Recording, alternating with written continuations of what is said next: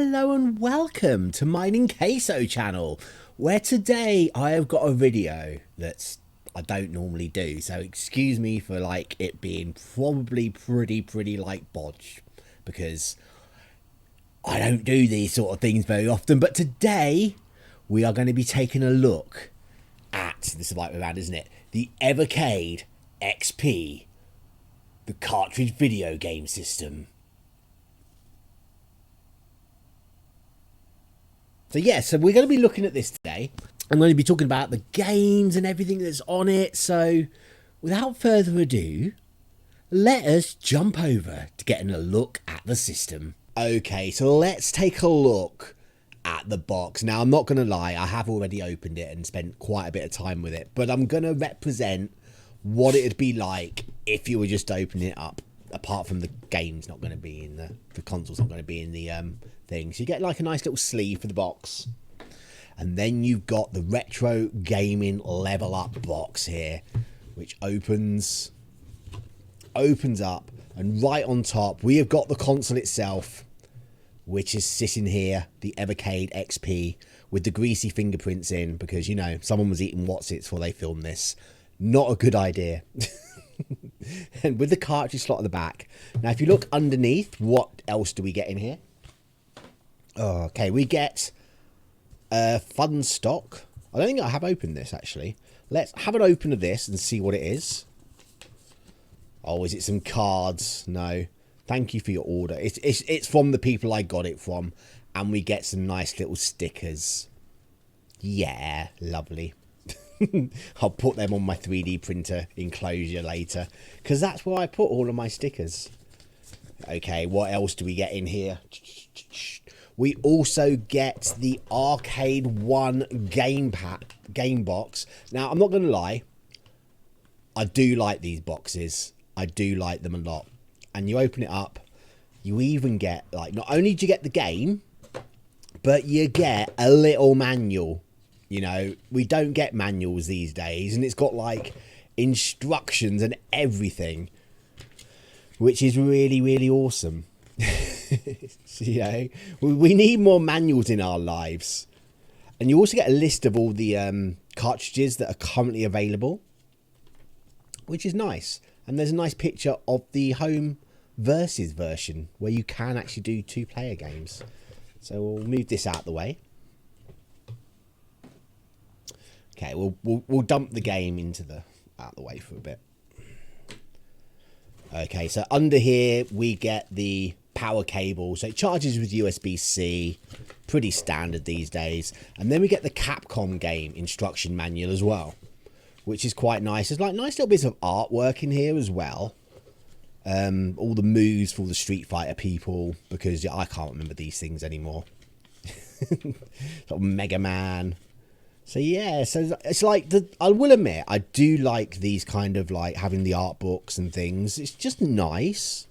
You know, it's just nice to have. And then we also get, is that stuck in the bottom? Nah, that comes out as well. And we also get a little sheet of the quick startup guides and all that as well. So that is what we get inside the box. But not only that, I also got... It came with a case, which is, it's a soft case, soft and spongy, but it'll stop your screen from getting scratched. There's nothing fancy about it. I wouldn't really want to drop this anywhere though. And one of the other things we got as well is we get a key ring. We get an Evercade cartridge key ring with this version. It's basically looks like a cartridge. It's also rubbery, and it's a key ring. And we also get pin badges. We get the Evercade EXP pin badges. See, it says Tate mode. I'm pretty sure they pronounce it Tate, which is not how it's said. So I'm going to refer to it as the Tate mode. Little pin badges, which is like, yeah, okay, fair enough. Pin badges away. If you're into your pin badges, they're probably quite good. So anyway, let's pop the cartridge in.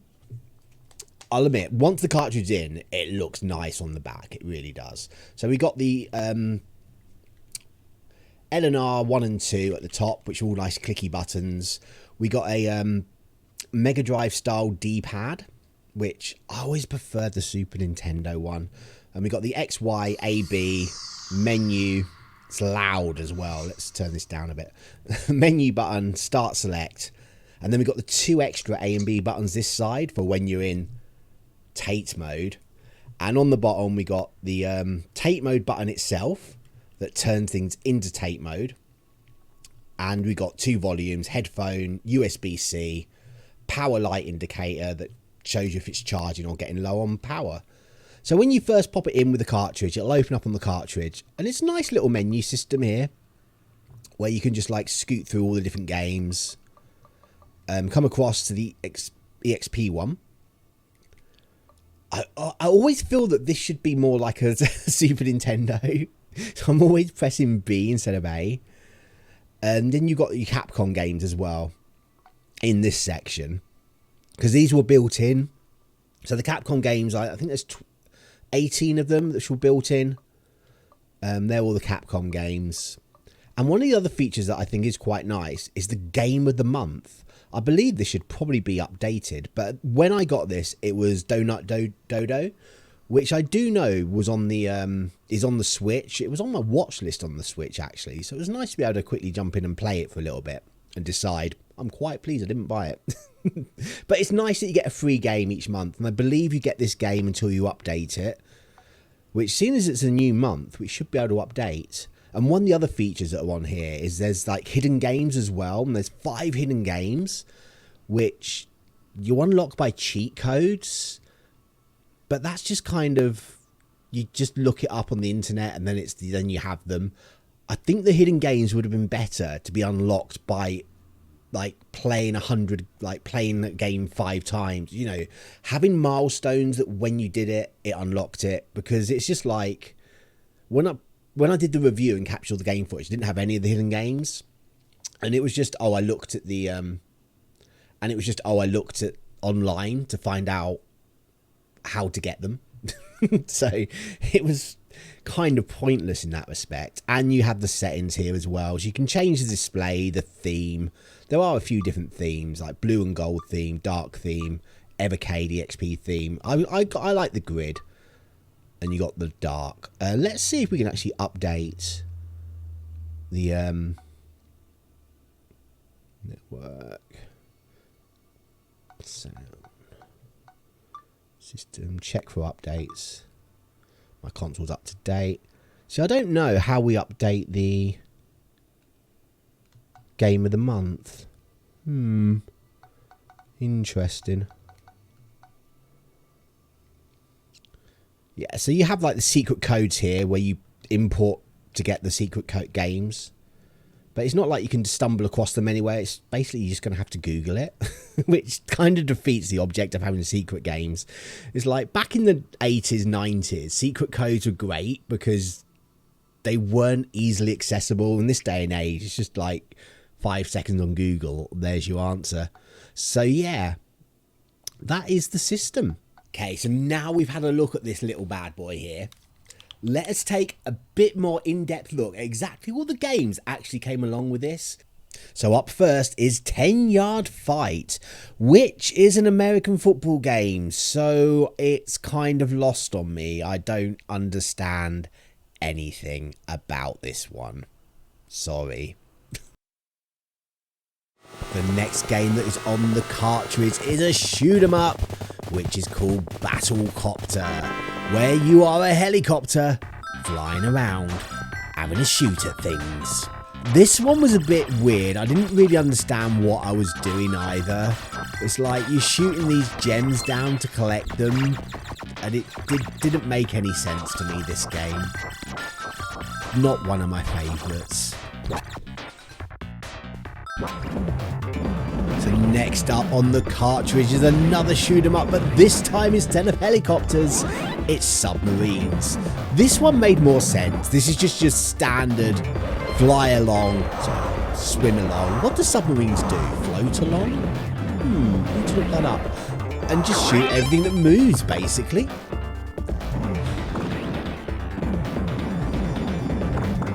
So we have a departure from the shoot 'em ups next. with lightning swords, which is a side-scrolling beat-em-up. Very old school, not too bad. I didn't mind this one, to be fair. It's hard, but it's easier than Kung Fu Master. One of the better ones so far on the cartridge.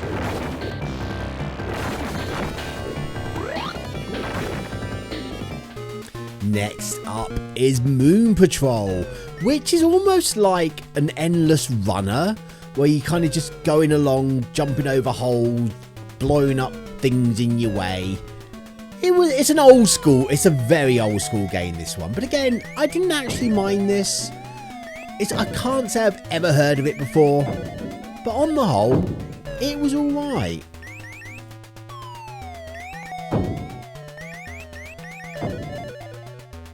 And the final game on the cartridge is a game that I have heard of. It's R-Type. Now, even though I've heard of this game, I can't say I've ever played it before. It's your typical side-scrolling shoot-'em-up, but it is one of the more famous ones. It was alright, I guess.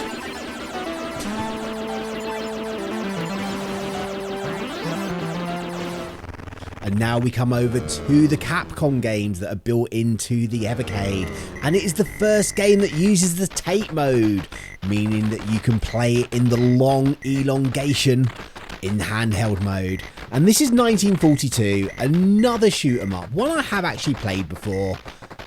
It's alright, it's just a plain shoot 'em up really. And the next game is another shoot 'em up, and it is in fact a sequel to 1942. This is 1943, which again is another shoot 'em up, which you can be played in that portrait mode. And it's very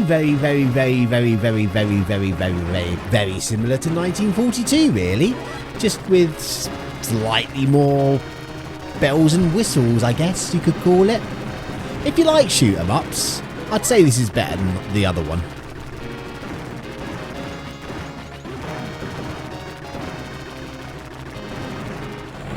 And for the next game, we are jumping forward another year to 1944, which is another sequel to those airplane shooting games. This time, it's like a normal aspect ratio. We're not into the portrait mode, so you got more peripheral vision, should we say. And yeah, it's another aeroplane flying around shooting things.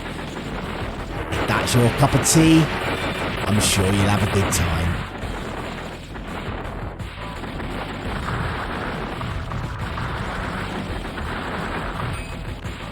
And we are finally away from those airplane games, as we have got Bionic Commando, which is kind of like a platformy game really.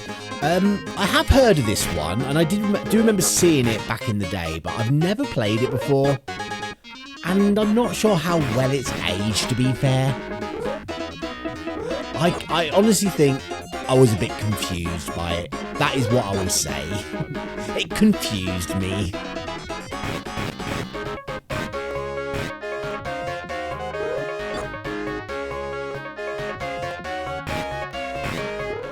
So next up is the only RPG on this system. This is Breath of Fire.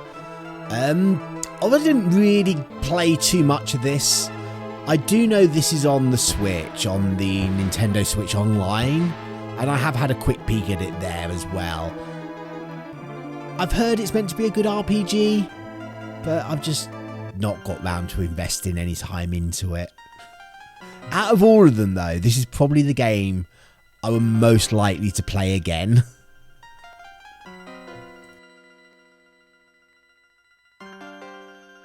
So we've had our brief RPG interval. It is time to get back to the shooting action, as we have got Mercs, an arcade shooter, back in that portrait mode, where you're a very angry man running around shooting lots of people. I don't know why you're shooting them. Probably because they're the bad guy.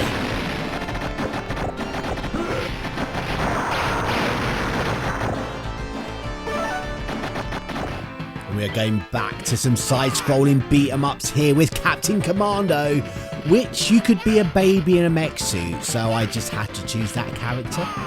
I can't say I've ever heard of this game or played it, but it seems like your typical walk along, beat people up, hope for the best, button mashing kind of game.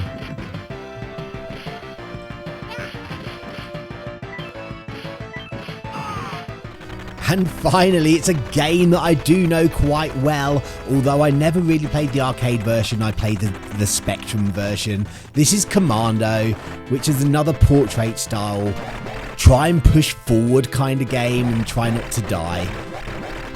It's hard, it's very hard, especially in the handheld mode when the bullets are microscopic.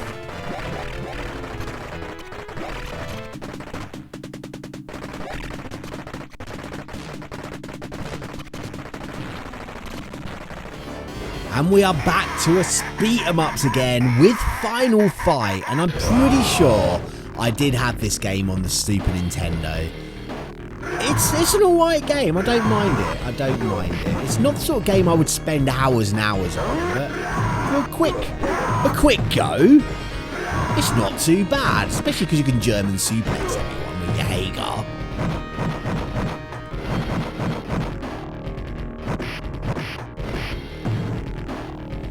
And next up, we have got Forgotten Worlds, which is another shoot 'em up, and I've never heard of this one before, ever. You're a guy flying about shooting things. Need I say more?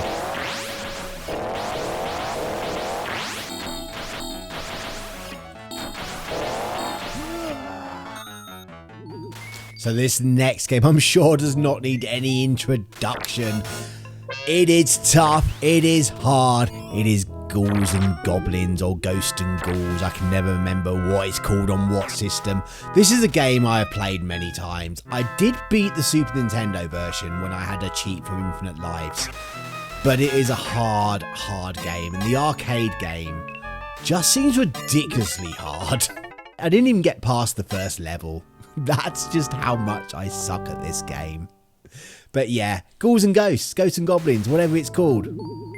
It is what it is.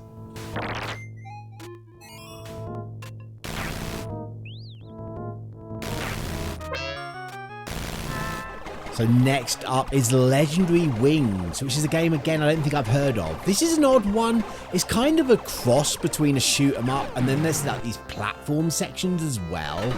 I don't really understand the platform sections, but it was nice to have that little bit of variety in a shoot 'em up. And once again, we've got a game that needs no introduction in the original Mega Man. And this might be a controversial opinion, but I've never liked Mega Man. It's Mega Man, I've played it many a time, I don't think I've ever beaten a level on it.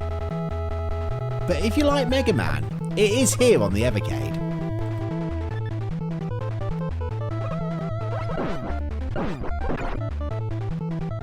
And if one Mega Man game wasn't enough for you, well, fear not, because Mega Man 2 is also here. See previous comments.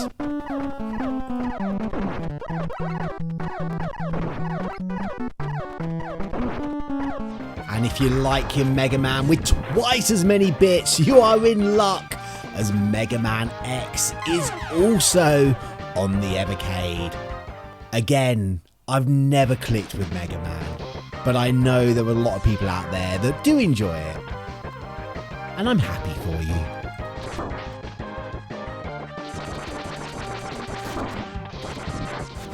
Next up, we have Strider, which is another side-scrolling beat-em-up game, and I've never played it before.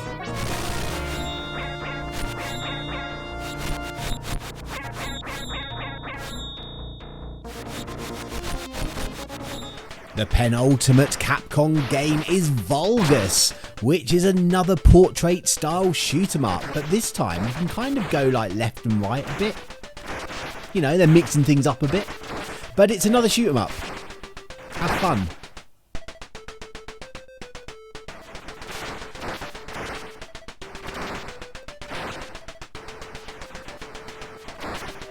And the final game from Capcom is a one that needs no introduction other than its subtitle. This is Street Fighter 2 Hyper Fighting.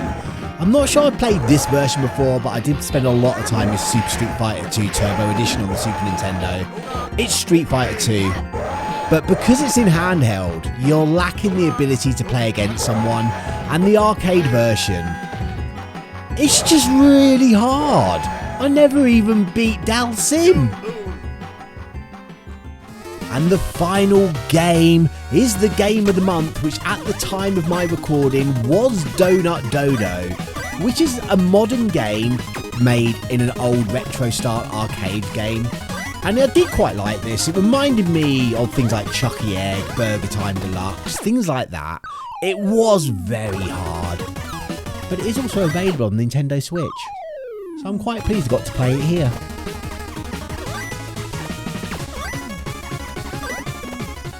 So now it is time for the final thoughts of the Evercade EXP. Let's get it in shot. Let's not have it off the edge. You see, I said I wasn't really prepared for doing these videos.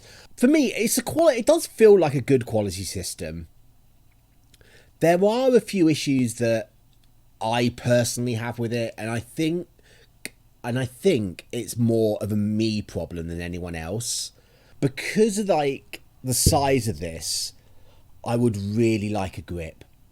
Just holding the game like this for prolonged periods of time gets really uncomfortable. Even like my Switch Lite, you know, I have the grips on it, which just aids so much. Now I do remember seeing on their Reddit that they are planning to release grips and things for it in the future. So hopefully that'll help out a little bit. But I do have issues with my hands, which is why they get so achy trying to hold it. And as for the Tate's mode, where it's turned around this way, it's nice that you can have the view. The only issue, again, is because it's balanced for this way, it's too heavy up top. There needs to be a second grip for this mode, where there's extra weight, I think, down the bottom, just to balance it out a little bit. Because I find trying to play in the Tate mode really difficult for any prolonged periods of time, and I'm sure it is a me problem. It is these silly hands that I got that don't work very well anymore. Curse you, hands. Other people's hands may vary. And going back to the game, I think one of the issues I have with this is none of the games are like that nostalgic game on here that came with it. I have looked through the catalogue, and there are a couple of the cartridges that I think, oh, do you know what, I'd quite like that one. There's a game on there that I recognise. But on here, the games that come with it, they just don't really mean anything to me. Yeah, I did play like Street Fighter 2 in the past when I was younger, but this is the arcade version, and it just seems really, really hard because it wants you to keep putting money in the arcade, and I'm just can't even beat the first person, and there's no option to make it easier. Another thing that I would say about this is because these are old arcade games, they've been designed to be played on a bigger screen, and playing a game like Commando or any of like the shoot 'em up ones on here, they are so hard because everything is so small. It's just like I can't see anything. It's like, again, that might be a me problem because I'm old. But apart from that, the quality of the device is good. It's got like the old Genesis style D-pad on it, which was never my favourite. and it's got squishy buttons. Apart from the start select and the menu button, which are clicky, I personally think clicky buttons would have been better for a game where you're constantly going really, really quick to try and shoot things. Because you've got that little bit of travel, and you don't need that. So would I recommend this? It's one of those things, it depends. It really, really depends. If you look at the catalogue and you can see lots of games that you're very nostalgic with and go, yeah, I remember that, then yeah, I think this will be a good product. Personally, I think I would prefer the home console version where it's not a handheld, where you just play off the screen. And also, one of the other things you miss out on with the handheld is the 2-player modes. It's like, I don't think there's any way that you can do 2-player on these. I could be wrong, because I don't have any friends anyway, so, you know, I don't know why I want 2-player mode. Seems a bit pointless, really. But overall, it's a quality device. I have to admit, it is quality. I do like the way it looks. Once there's a grip for it, I think it'll be better. So I'll keep an eye out for a grip, and I'll update this video. But anyway, that is going to be it for my thoughts on the Evercade EXP with the Tate mode. Not the Tate, however they said in the video, because there's no E in it. It's T-A-T-E, it's Tate. But yeah, let me know down in the comments what you think of it. If you have one, if you have one of the older versions, or if you have the home console, if you have all of them, let me know what you think of the Evercade. I need to give a massive shout out once again to Ronster, who has made this video possible by getting me the Evercade to try out and let you know what I think of it. Thank you so much, Ronster. That is really, really, really appreciated. But that is going to be it. Thank you so much for joining me. If you would like to see more videos on this channel, make sure you go down and hit that subscribe button. And if you'd like to see more gameplay style videos, I do have Ninqueso Plays channel here on YouTube. But that is going to be it for this video. And until next time, be nice to people. Bye.